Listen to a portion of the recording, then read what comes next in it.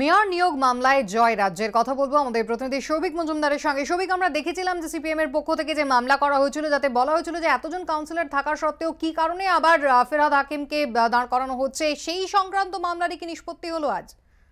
দেখো, তোমাকে একেবারেই বলবো যে বিচারপতি দেবাংশু বসাক আজকে নির্দেশ দিয়েছেন যে ৭৫ নম্বর ওয়ার্ডের সিপিআইএম কাউন্সিলর বিলকিস বেগম তিনি মেয়রের নিয়োগকে চ্যালেঞ্জ করে যে মামলা করেছিলেন এবং পুরো আইনের সংশোধনকে চ্যালেঞ্জ করে যে মামলা করেছিলেন সেই মামলা খারিজ করা হচ্ছে। এবং স্পষ্টতই কারণ হিসেবে বলা হয়েছে যে মামলাকারী অর্থাৎ বিলকিস বেগমের বক্তব্য ছিল এই যে পুরো আইন সংশোধন করা হয়েছে সেই আইন সংশোধন কার্যত সংবিধান বিরোধী। কিন্তু রাজ্যের পক্ষ থেকে বক্তব্য ছিল যে একেবারেই নয়, তারা যা করেছে আইন মেনে করেছে, সংবিধান মেনে করেছে। এবং রাজ্যের সেই বক্তব্যকেই কিন্তু আজকে কার্যত মান্যতা দিয়েছেন কলকাতা হাইকোর্ট এবং স্পষ্টতই বলেছেন যে পদ্ধতিতে যে উপায়ে পুরো আইন সংশোধন করা হয়েছে সেই পদ্ধতি একেবারেই সাংবিধানিক পদ্ধতি মেনে করা হয়েছে, অতএব এটা একেবারেই সংবিধান বিরোধী নয়।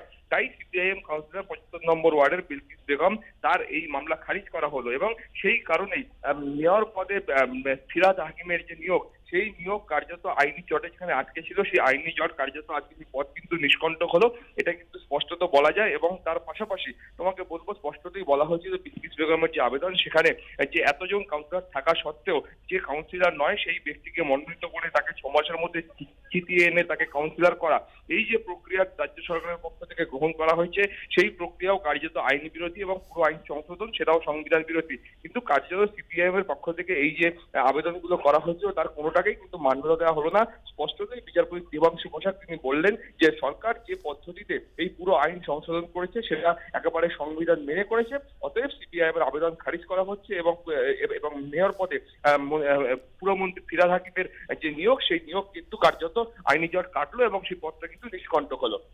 ধন্যবাদ সৌভিক।